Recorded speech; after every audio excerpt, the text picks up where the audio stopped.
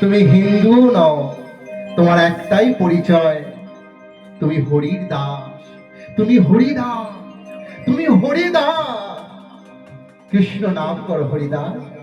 কৃষ্ণ নাম করলে একদিন তুমি তার দেখা পেয়ে যাবে। তাই হরিদাস ঠাকুর কি করলেন মা?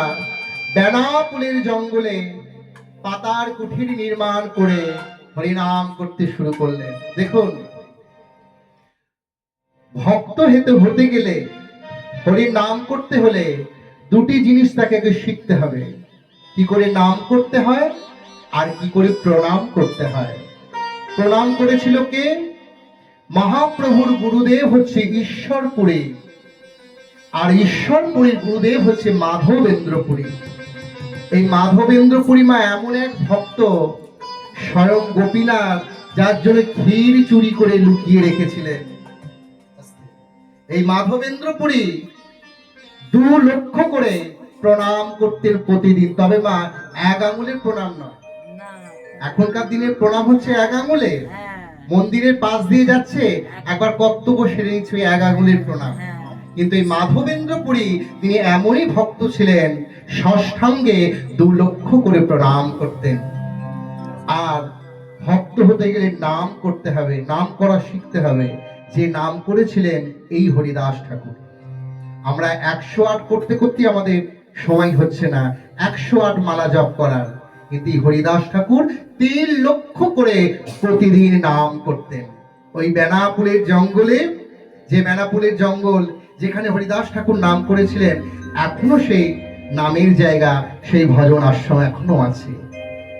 পাতার কুঠির নির্মাণ করে হরিদাস ঠাকুর 3 লক্ষ করে নাম করতে শুরু করলেন। হরে কৃষ্ণ কৃষ্ণ কৃষ্ণ হরে হরে, হরে রাম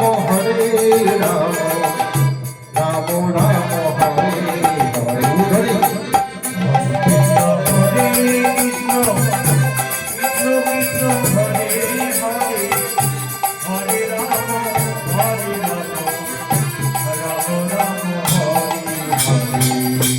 হরে কৃষ্ণ কৃষ্ণ কৃষ্ণ কৃষ্ণ হরে হরে, হরে রাম রাম রাম হরে হরে। হরে কৃষ্ণ কৃষ্ণ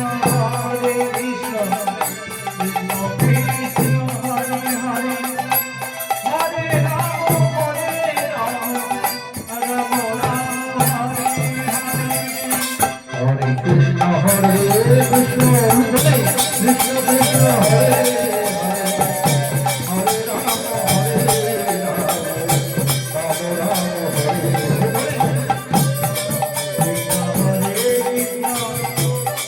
হরে হরে, হরে রাম রাম রাম হরে হরে। হরে কৃষ্ণ কৃষ্ণ কৃষ্ণ কৃষ্ণ হরে হরে, হরে রাম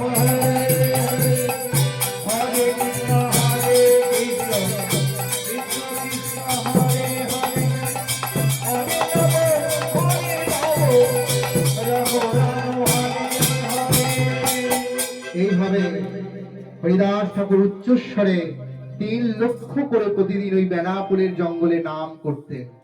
মায়েরা, শাস্ত্রে আছে সতের শত্রু বেশি, অসতরে বন্ধু বেশি। হরিনাম করেছো তুমি মরেছো, সিনেমা দেখো, ফাংশন দেখো, সবকিছু করো, কেউ তোমাকে বাধা দেবে না, কিন্তু হরিনাম করলে শতদিক বাধা।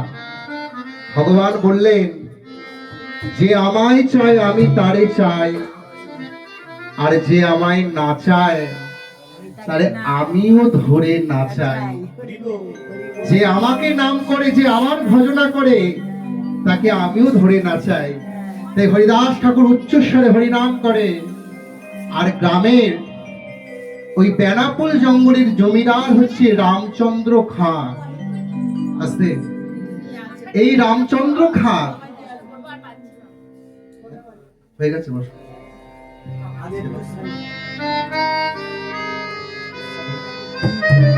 রামচন্দ্র খাঁ বেনাপুল জঙ্গলে জমিদার ছিলেন এই রামচন্দ্র খাঁ। মায়েরা, তিনি মনে মনে সিদ্ধান্ত করলেন যে আমি হলাম জমিদার, আমার কথা সবাইকে মেনে নেওয়া উচিত।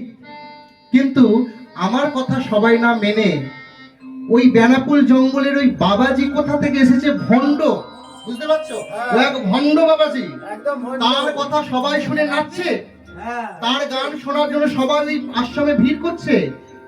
ওই নাম বন্ধ করতে হবে। কি করা যায়, কি করা যায়? না, স্বর্গের দেবরাজ ইন্দ্রের ধ্যান ভঙ্গ করেছিলেন স্বর্গের অপ্সরা মেনকা। আর এই হরিদাসকে ভণ্ড প্রমাণিত করব। আমার হাতেও আছে, আমার হাতে আছে লক্ষ হীরা বাইজি। লক্ষ হীরাবাইকে ডেকে নিয়ে এলেন। মানে এই লক্ষ হীরা, তিনি এত সুন্দর নৃত্য করতেন, এত সুন্দর নৃত্য করতেন, এত সুন্দর তিনি মুজরা দেখাতেন। বাইজি তো এত সুন্দর নাচ দেখাতেন। নৃত্যের জন্য 2 লক্ষ করে টাকা নিতেন, 1 লক্ষ করে। তাই তার নাম হয়েছে লক্ষ হীরা। লক্ষ হীরাকে ডেকে পাঠানো হলো। অপূর্ব সুন্দর সাজে সজ্জিতা হয়ে লক্ষ হীরা এলেন জমিদারের কাছে। জমিদার মশাই, আমায় ডেকেছেন? হ্যাঁ লক্ষ হীরা। আর বলো না, কোথাকার এক ভণ্ড বাবাজি আমার এই বেনাপুলে জঙ্গলে এসেছে। আমি জমিদার, আমার কথা কেউ শোনে না। আর ওই ভণ্ড বাবাজির হরিনাম শোনার জন্য দিকে দিকে লোক ভিড় করছে। ওর হরিনাম তোমাকে বন্ধ করতে হবে। বেশ। আরে বাবা, আমার নাম হলো লক্ষ হীরা। আমি কিছু পারি বা না পারি, ভগবান আমাকে কিছু দিক বা না দিক সুন্দর রূপ দিয়েছে। আমার রূপে মুগ্ধ হয়ে কত রাজা প্রজারা আমার পায়ে গড়াগড়ি খায়। আমি পারবো না ওই সামান্য এক ভণ্ড বাবাজিকে তাকে ভণ্ড প্রমাণিত করতে? জমিদার মশাই আমাকে আপনি 3 দিন সময় দিন। এই 3 দিনের মধ্যে ওই বাবাজিকে যদি ভণ্ড প্রমাণিত করতে না পেরেছি, আপনি আমার নাম লক্ষ হীরা বলে ডাকবেন না। বেশ, তাই হবে। তোমাকে 3 দিন সময় দিলাম, যাও। তুমি যদি বাবাজিকে ভণ্ড প্রমাণিত করতে পারো, তোমাকে উপযুক্ত পুরস্কারে পুরস্কৃত করব। বাবাজি লক্ষ হীরামা অপূর্ব সাজে সজ্জিত হয়ে হরিদাসের কুঠিরে গেলেন।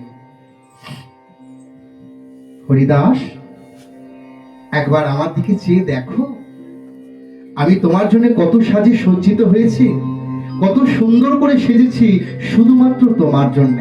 একবার চেয়ে দেখো। মা? কি মা? হ্যাঁ, শোনো মা, তুমি বসো। আমি নামের ব্রত নিয়েছি তো, প্রতিদিন আমাকে 3 লক্ষ করে নাম করতে হয়। আমি নামটা শেষ করে তোমার কথা শুনবো। ঠিক আছে, তুমি নাম করো। আর শোনো, তুমি নাম করো, আমি বরং এক কাজ করি।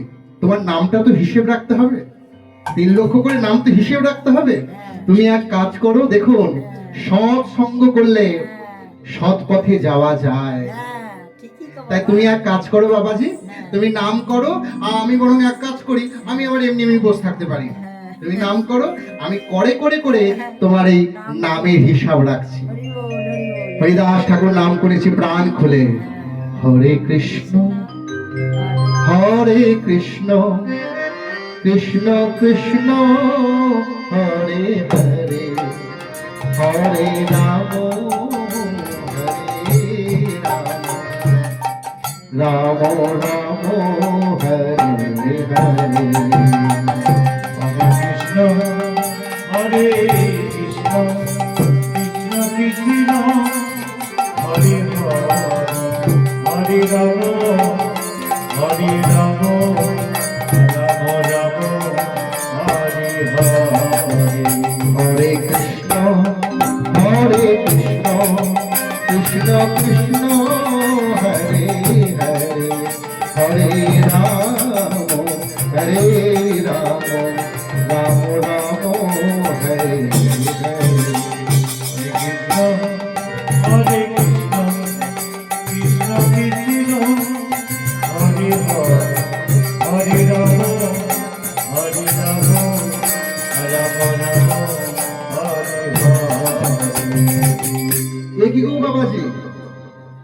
নাম করতে করতে সকাল করে ফেললে, আমার দিকে তো ফিরেও তাকালে না। কদিন টাইম দিয়েছে মা? এই কদিন সময় দিয়েছে?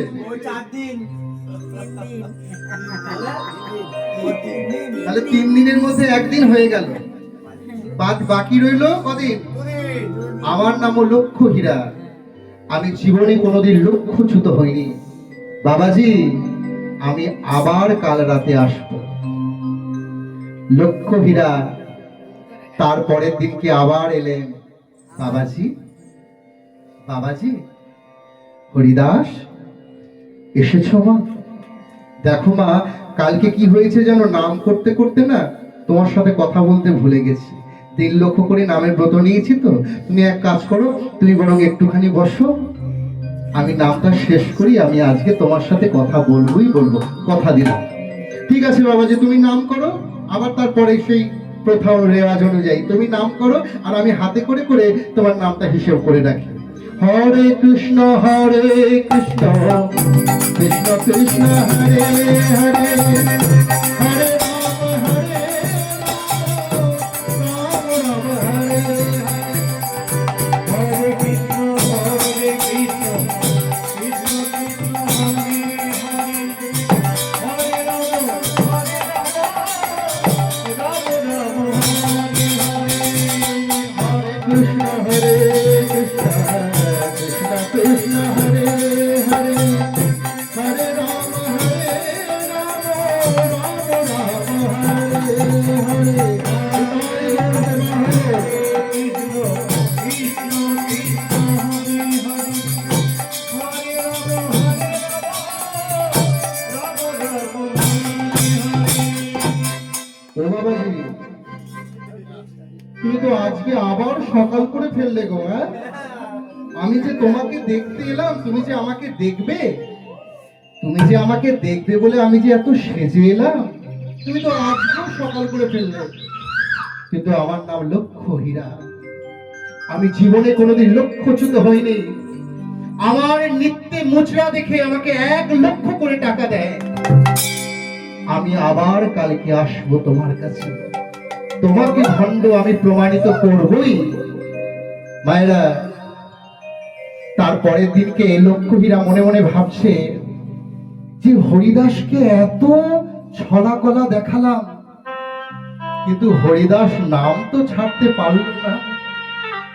তাই হরিদাস আজকে যেটা ভালোবাসে সেটা আমি করব। 2 দিন সাধু সঙ্গ করেছে মা, ফল কি হলো?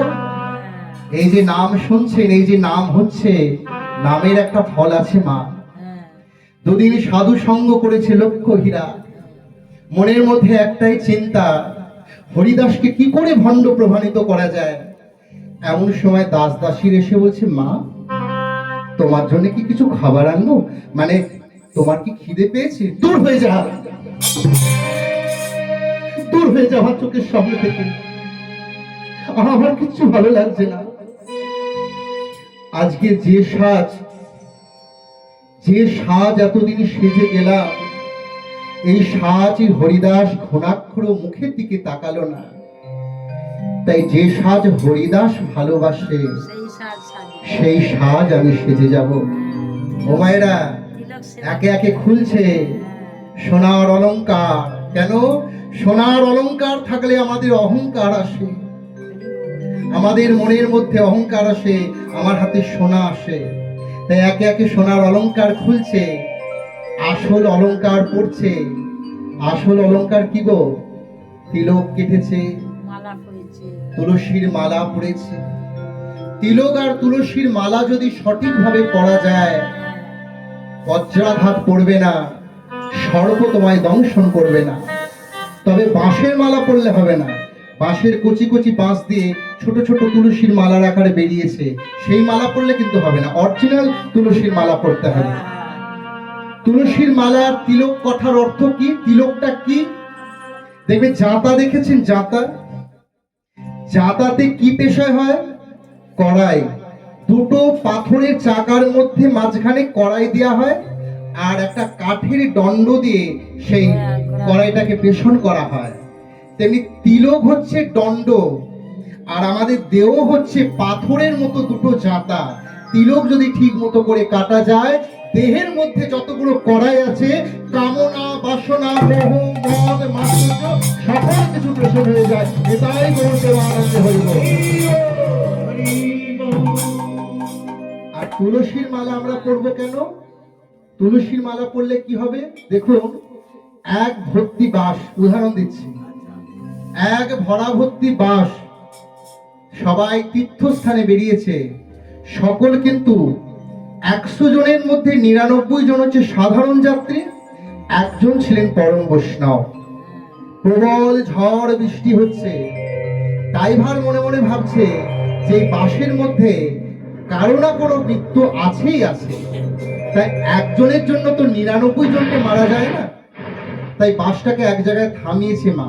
তুলসীর মালা পরবো কেন? বাসটা এক জায়গায় থামিয়েছে, আর থামিয়ে ড্রাইভার বলছে তুমি এক কাজ করো, প্রত্যেকে এক এক করে নেমে দূরের ওই গাছটাকে ছুঁয়ে আবার চলে এসো বাসে। তার মধ্যে যার মৃত্যু হবে 99 জন বাঁচবে। তাই একজন করে যাচ্ছে, গাছটা ছুঁয়ে আবার চলে আসছে। সবাই নেমে গেলেও পরম বৈষ্ণবটা নামিনি, তিনি কিন্তু নাম করে যাচ্ছে। নামের কি মহিমা! তিনি নাম করছে বাসের ভেতরে। সবাই বলে আমার মনে হয় এই বাবাজি হচ্ছে ভণ্ড, এ নিশ্চয়ই জানে আজকে তার মৃত্যু আছে, সেই জন্য সবাই আমরা নেমে গেছি। এই বাবাজি কিন্তু নামেনি, একে বাস থেকে জোর করে নামিয়ে দে। ড্রাইভার কি করলেন, ওই বাবাজিকে জোর করে নামিয়ে দিলেন। আর কিছু দূর যেতে বাসটা বজ্রাঘাতে জলে পুড়ে ছাই হয়ে গেল। তাই তুলসীর মালা যদি ঠিক মতো পরা যায়, নিখুঁত মালা, তুলসীর অরিজিনাল মালা যদি পরো, বজ্রাঘাত কিন্তু তোমার মাথায় পড়বে না। নেতাই গৌর প্রেমানন্দে হরি বল। তাই লক্ষ্য হীরামা আজকে আসল গয়না পড়ছে, সোনার গয়না একে একে খুলে রাখছে, তুলসীর মালা পড়েছে, তিলক কেটেছে, বৈষ্ণবীর সাজে সেজে আজকে হরিদাসের কুঠিরে গেছে। আর হরিদাস ঠাকুর কি করছে আজকে? সন্ধ্যা বেলায় তুলসী তলায় জল দিচ্ছে। মায়েরা, এই তুলসী তলায় যদি সন্ধ্যা বেলায় জল দাও, তুলসী কৃষ্ণ প্রেয়সী, মানে তুলসী হচ্ছে কৃষ্ণের অতি প্রিয়। তুলসী তলায় যদি সন্ধ্যা বেলায় জল এবং প্রদীপ যদি দেখানো হয়, ওই সময় গোবিন্দ তুলসীর সাথে দেখা করতে আসে।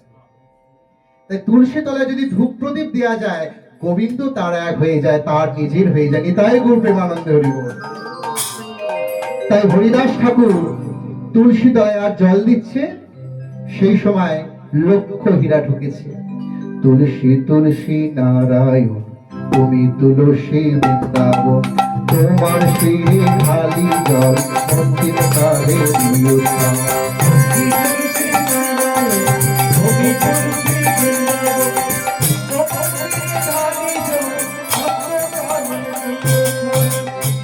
তুলসী নারায়ণ, তুমি তুলসী বৃন্দাবন, তোমার শিরে খালি জল, অন্তিম কালে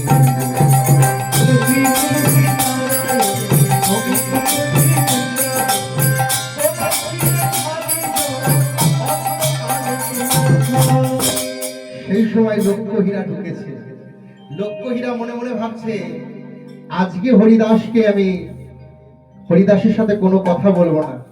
আমি যে নৃত্য জানি, আমি যে নৃত্য জানি, নৃত্য জানি এবং গাইতে জানি এবং নাচতে জানি, আমার নাচের মধ্যে দিয়ে হরিদাসকে আমি ভণ্ড প্রমাণিত করব। তাই লক্ষ্য হীরা শুরু করলেন অপূর্ব সেই মুছরা। সাধুজি গো একটি বারে চাও, মরু মুখ পানে, সাধুজি গো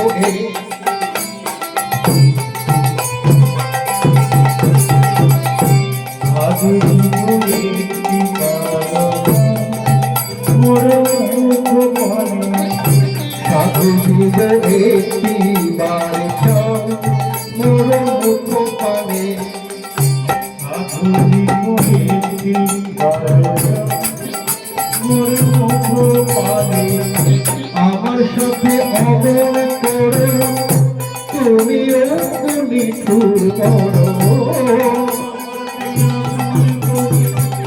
তুমি বড় নিঠুর, আমার সাথে অমন করো তুমি অমনি বড় সাথে অমন করো তুমি মনি সাধু জীবনে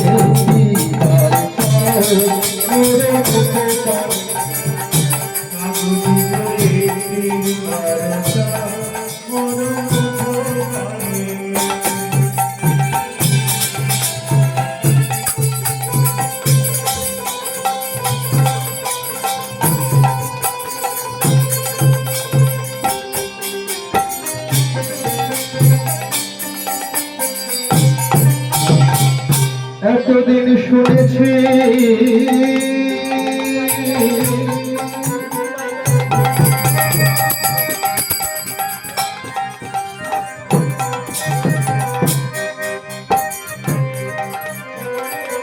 এতদিন শুনেছি এই ফুলের গন্ধে ভ্রমর আসে আর এতদিন তো শুনেছি ফুলের গন্ধে ভ্রমর আসে ফুলটাই কে ভ্রমরটাই কে আস্তে আস্তে মায়েরা ও মায়েরা এতদিন কি শুনেছেন যে আমরা যে মধু খাই সে মধু কিন্তু মৌমাছি সংগ্রহ করে তারপর বাজারে বিক্রি হয় মার্কেটে তখন আমরা মধু খাই তাই ফুলের গন্ধে ভ্রমর আসে ভ্রমর মধু পান করে এখানে ভ্রমরটাই কে মধু ভ্রমরটাই কে ফুলটাই কে এতদিনে শুনেছি এই ফুলের গন্ধে ভ্রমর আসে এতদিন তো শুনেছি ফুলের গন্ধে ভ্রমর আসে আজ ফুল এসেছে ভ্রমরের কাছে মায়েরা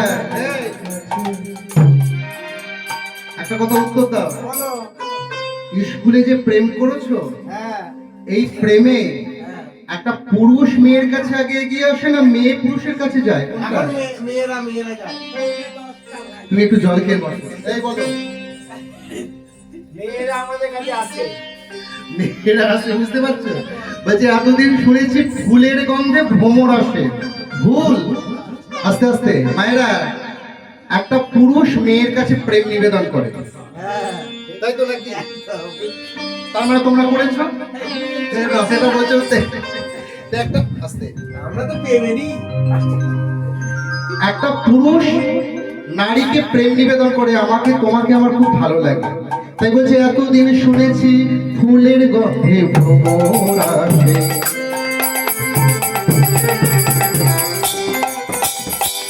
এতদিন তো শুনেছি ফুলের গন্ধে ভ্রমর আসে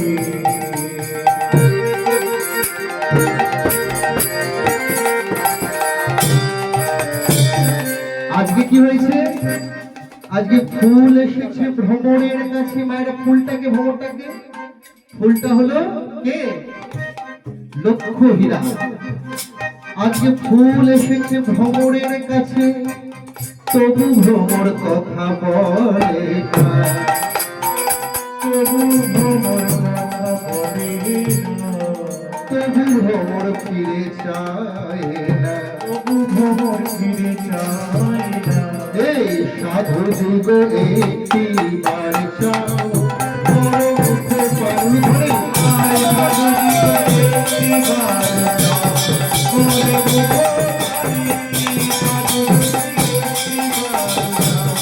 বড় মুখ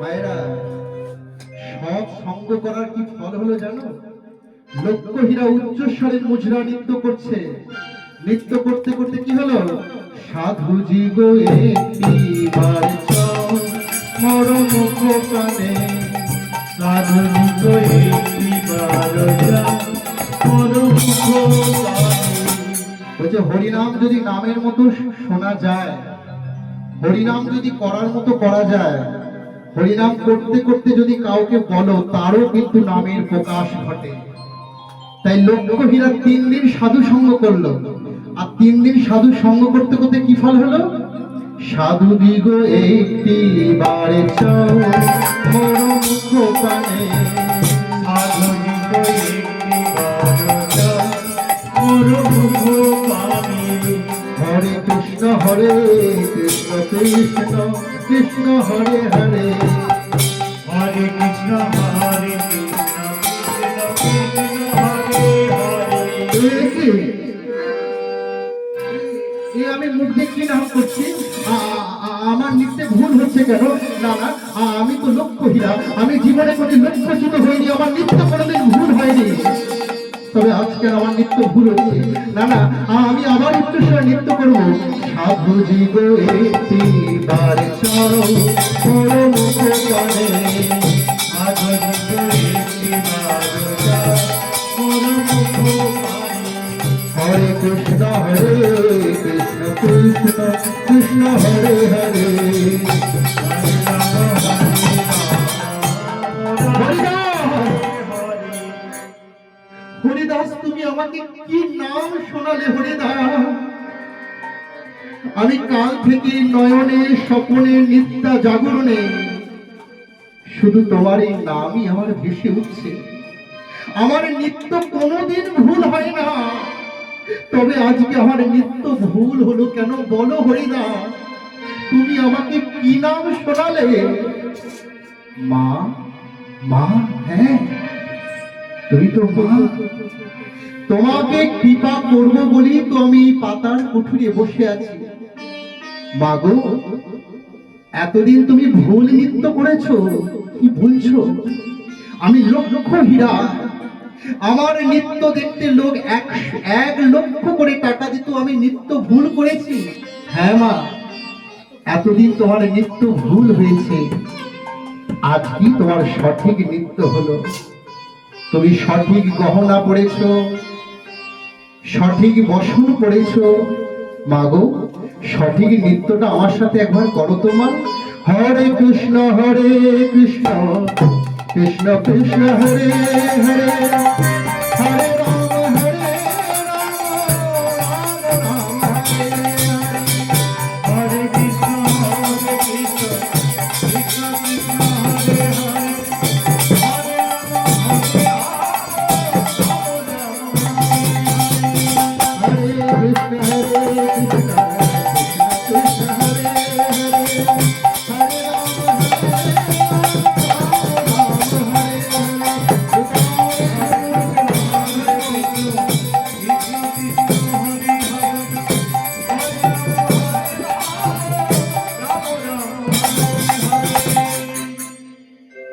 আজকে থেকে আশ্রমের দায়িত্ব তুমি নাও মা।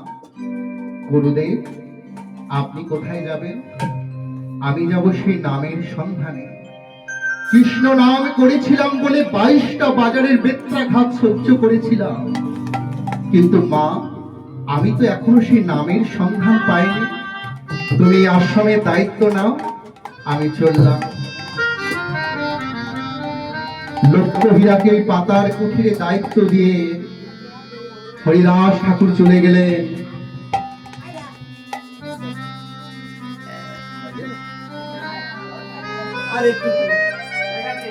হরিদাস ঠাকুর চলে গেলেন ফুলিয়া গ্রামে।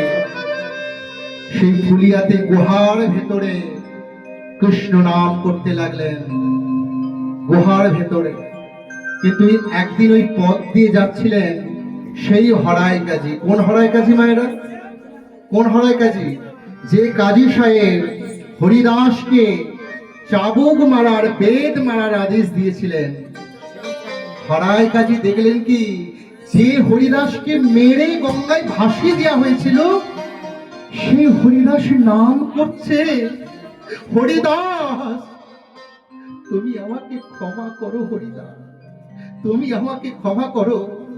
আজ থেকে আমি আদেশ দিচ্ছি, তুমি যত ইচ্ছা নাম করো, এই দেশে তুমি যত ইচ্ছা নাম করো, এমনকি আমার ছেলেও যদি নামের বিরোধিতা করে তাকে কঠোর শাস্তি পেতে হবে।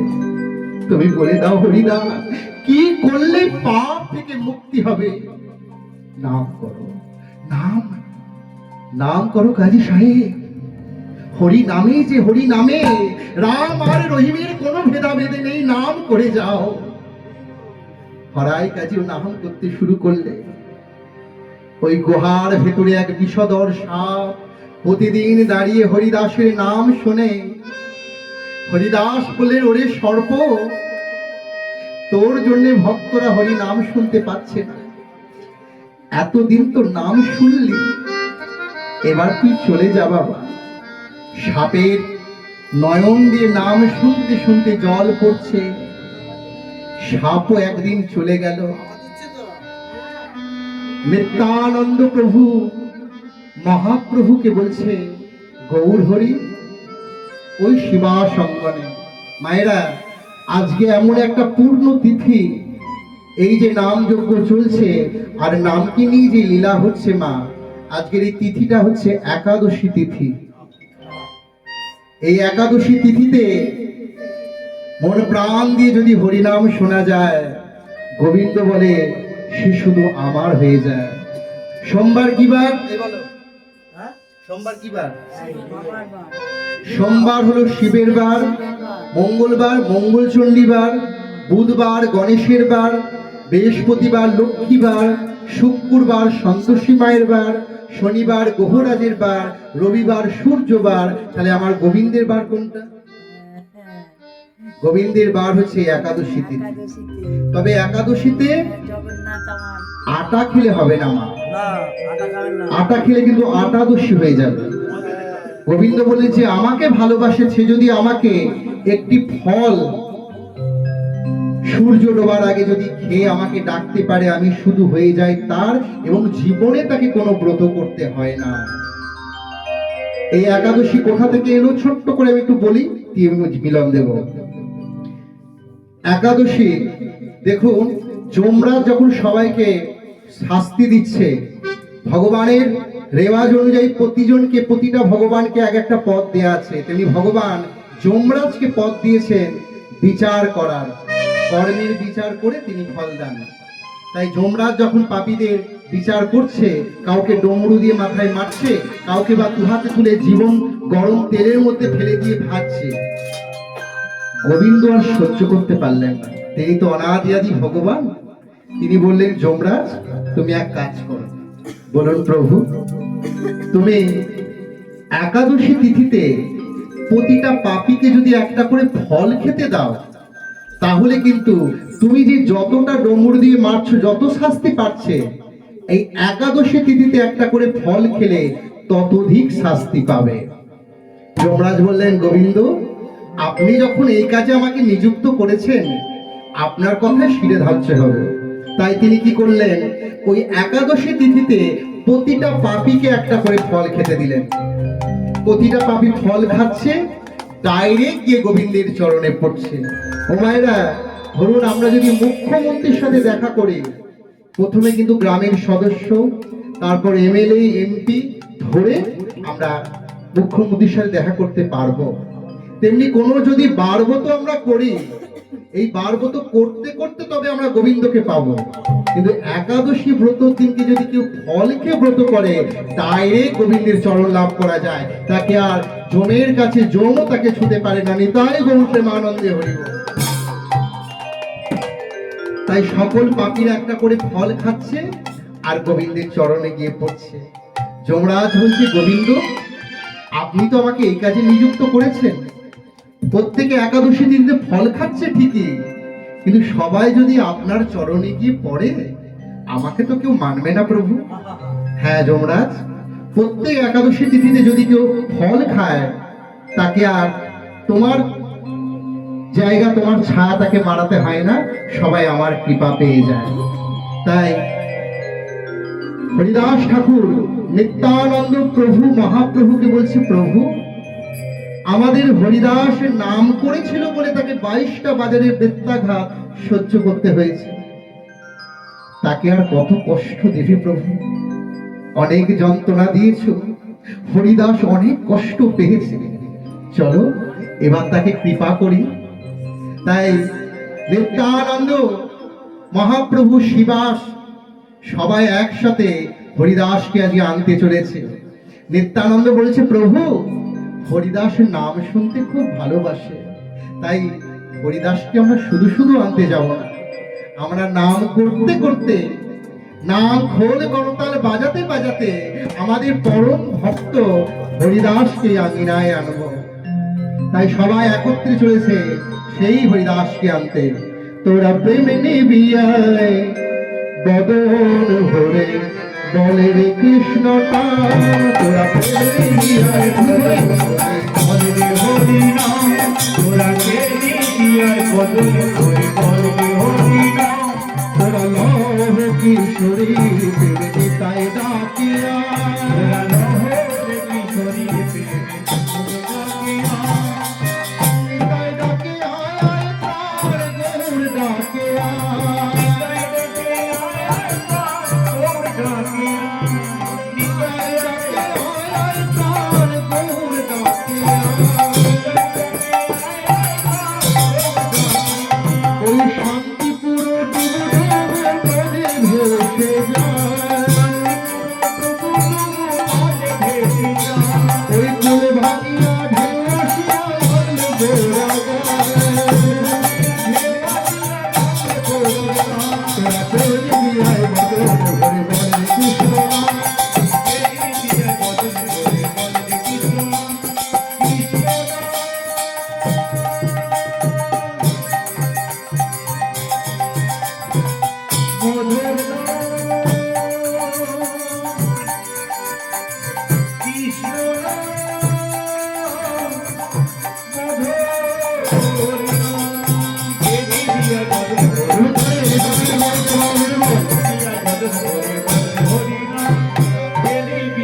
বদন ভরে বলে রে কৃষ্ণ নাম, দয়াল নিতাই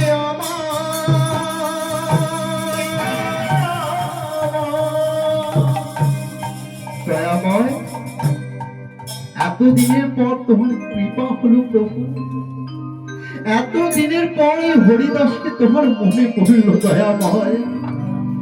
হরিদাস, কাজী সাহেব যখন তোমাকে চাবুক মেরেছিল সেই আঘাত কোথায় লেগেছে? হরিদাস ঠাকুর বসন খুলে দেখছে যে কাজী সাহেব তাকে চাবুক মেরেছিল ঠিকই, কিন্তু চাবুকের আঘাত হরিদাসের সারা শরীরে নেই।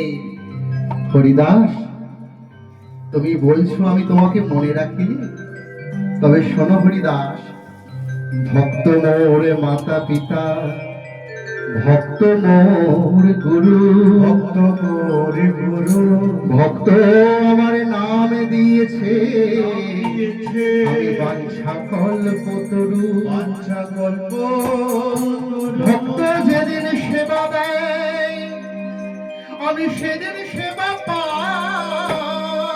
সেদিন পাই, সেবা পাই। ভক্ত সেবা না না দিলে দিলে আমি অনাহারে যাই, আমি